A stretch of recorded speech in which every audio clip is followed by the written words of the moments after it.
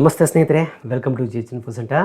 ಸ್ನೇಹಿತರೆ, 2025-26ನೇ ಸಾಲಿನಲ್ಲಿ ಓದುತ್ತಿರುವ ಸೆಕೆಂಡ್ PUC ಸೈನ್ಸ್ ವಿದ್ಯಾರ್ಥಿಗಳಿಗೆ ತಮ್ಮ ಮುಂದಿನ ವಿದ್ಯಾಭ್ಯಾಸಕ್ಕಾಗಿ ಅಂದರೆ ವೃತ್ತಿಪರ ಕೋರ್ಸ್ಗಳಾದ engineering, medical, AYUSH, BSc nursing, agriculture science, paramedical science ಹೀಗೆ ಹಲವಾರು ಕೋರ್ಸ್ಗಳಿಗೆ ಪ್ರವೇಶಾತಿಯನ್ನು ಪಡೆದುಕೊಳ್ಳೋಕೆ ಕರ್ನಾಟಕ ಎಕ್ಸಾಮಿನೇಷನ್ ಅಥಾರಿಟಿ ಅವರಿಂದ ಸಾಮಾನ್ಯ ಪ್ರವೇಶ ಪರೀಕ್ಷೆಯನ್ನು ಅಟೆಂಡ್ ಮಾಡಬೇಕಾಗುತ್ತೆ.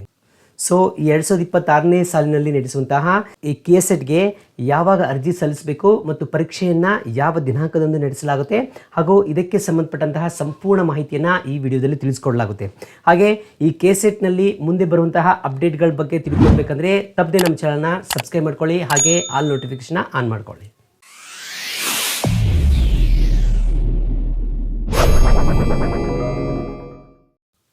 ಸ್ನೇಹಿತರೆ, PUCಯಲ್ಲಿರುವ 2ನೇ ವರ್ಷದ ಸೈನ್ಸ್ ವಿದ್ಯಾರ್ಥಿಗಳು ಕರ್ನಾಟಕ ಎಕ್ಸಾಮಿನೇಷನ್ ಅಥಾರಿಟಿಯವರಿಂದ ನಡೆಸುವ KSET ಅಂದರೆ ಸಾಮಾನ್ಯ ಪ್ರವೇಶ ಪರೀಕ್ಷೆಯನ್ನು ಬರೀಬೇಕಂದ್ರೆ ಮೊದಲು ನೀವು KEA ಅವರ ವೆಬ್ಸೈಟ್ ಮುಖಾಂತರ ಅರ್ಜಿಯನ್ನು ಸಲ್ಲಿಸಬೇಕಾಗುತ್ತೆ. ಸೊ ಆನ್ಲೈನ್ ಮುಖಾಂತರ ಅರ್ಜಿ ಸಲ್ಲಿಸಬೇಕು ಅಂದರೆ ಮೊದಲು ಯಾವ ದಾಖಲೆಗಳನ್ನು ಬಂದಿರಬೇಕು ಅನ್ನೋದ್ರ ಬಗ್ಗೆ ತಿಳ್ಕೊಳ್ತಾ ಹೋಗೋಣ.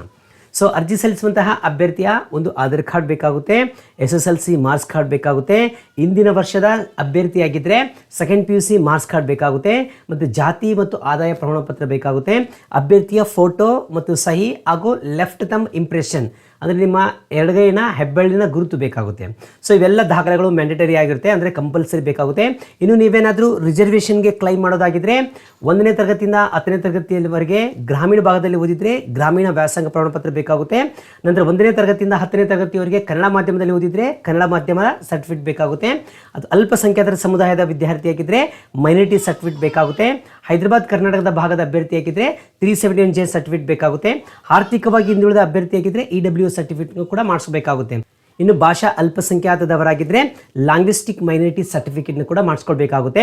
ನಂತರ ಕುಟುಂಬದ ವಾರ್ಷಿಕ ಆದಾಯ 8 ಲಕ್ಷದ ಒಳಗಡೆ ಇದ್ದರೆ NCL ಅಂದರೆ ನಾನ್ ಕ್ರಿಮಿಲೇಯರ್ ಸರ್ಟಿಫಿಕೇಟ್ನ ಕೂಡ ಪಡ್ಕೊಳ್ಬೇಕಾಗುತ್ತೆ. ಸೊ ಎಲ್ಲ ರಿಸರ್ವೇಷನ್ ಸರ್ಟಿಫಿಕೇಟ್ಗಳು ಹೊಂದಿದ್ದಲ್ಲಿ ನೀವು ಅರ್ಜಿಯನ್ನು ಸಲ್ಲಿಸುವಂಥ ಸಮಯದಲ್ಲಿ ಆನ್ಲೈನ್ ಮುಖಾಂತರ ಅಪ್ಲೈ ಮಾಡಬೇಕಾಗುತ್ತೆ. ಆದರೆ ನಿಮ್ಮ ಎಲ್ಲ ದಾಖಲೆಗಳಲ್ಲಿ ಹೆಸರು, ಡೇಟ್ ಆಫ್ ಬರ್ತ್ ಮತ್ತು ತಂದೆಯ ಹೆಸರು ಹೀಗೆ ಇನ್ನಿತರ ಡಾಟಾವನ್ನು ಯಾವುದೇ ಮಿಸ್ಮ್ಯಾಚ್ ಇಲ್ಲದೆ ಸರಿಯಾದ ರೀತಿಯಲ್ಲಿ ತಯಾರಿ ಮಾಡ್ಕೊಂಡಿರಬೇಕಾಗುತ್ತೆ. ಸೊ ಓಕೆ, ನಂತರ ಪ್ರಮುಖ ದಿನಾಂಕಗಳ ಬಗ್ಗೆ ತಿಳ್ಕೊಳ್ಳೋದಾದರೆ KSET ಅಪ್ಲಿಕೇಶನ್ ಫಾರ್ಮ್ ಓಪನ್ ಆಗುವುದು ಜನವರಿ 17, 2026ರಿಂದ. ಆದರೆ ಅರ್ಜಿ ಸಲ್ಲಿಸಬೇಕಂದ್ರೆ ನೀವು ಜನವರಿ 20 ಅಥವಾ 21ರಿಂದ ಅರ್ಜಿ ಸಲ್ಲಿಸಬೇಕಾಗುತ್ತೆ. ಯಾಕಂದರೆ ಸ್ಟಾರ್ಟಿಂಗಲ್ಲಿ ಸರ್ವರ್ ಪ್ರಾಬ್ಲಮ್ ಅಥವಾ ಏನಾದರೂ ಅಪ್ಡೇಟ್ಗಳನ್ನ ಮಾಡ್ತಾ ಇರ್ತಾರೆ. ಆ ಒಂದು ಕಾರಣದಿಂದ ನೀವು ಸ್ವಲ್ಪ 2-3 ದಿನಗಳ ನಂತರ ನೀವು ಅರ್ಜಿಯನ್ನು ಸಲ್ಲಿಸಿ. ಇನ್ನು ಪರೀಕ್ಷೆಯನ್ನು ಏಪ್ರಿಲ್ 23 ಮತ್ತು ಏಪ್ರಿಲ್ 24ರಿಂದ ನಡೆಸುವುದಕ್ಕೆ ದಿನಾಂಕವನ್ನು ನಿಗದಿಪಡಿಸಲಾಗಿದೆ.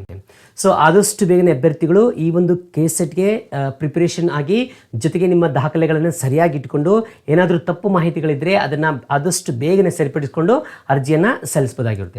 ಓಕೆ ಸ್ನೇಹಿತರೆ, ಈ KSETಗೆ ಸಂಬಂಧಿಸಿದಂತಹ ಅಪ್ಡೇಟ್ಗಳ ಬಗ್ಗೆ ನಮ್ಮ ಚಾನಲ್ ಮುಖಾಂತರ ತಿಳಿಸ್ಕೊಡಲಾಗುತ್ತೆ. ಅದಕ್ಕಾಗಿ ತಪ್ಪದೆ ನಮ್ಮ ಚಾನಲ್ ಸಬ್ಸ್ಕ್ರೈಬ್ ಮಾಡ್ಕೊಳ್ಳಿ, ಹಾಗೆ ನಿಮ್ಮ ಫ್ರೆಂಡ್ಸು, ಫ್ಯಾಮಿಲಿ ಹಾಗೂ ರಿಲೇಟಿವ್ಸ್ಗೆ ಈ ಮಾಹಿತಿಯನ್ನು ಶೇರ್ ಮಾಡಿ. ಮತ್ತಷ್ಟು ಉಪಯುಕ್ತ ಮಾಹಿತಿಗಳ ಜೊತೆ ಮುಂದಿನ ವಿಡಿಯೋದಲ್ಲಿ ಮತ್ತೆ ಸಿಗೋಣ. ಧನ್ಯವಾದಗಳು.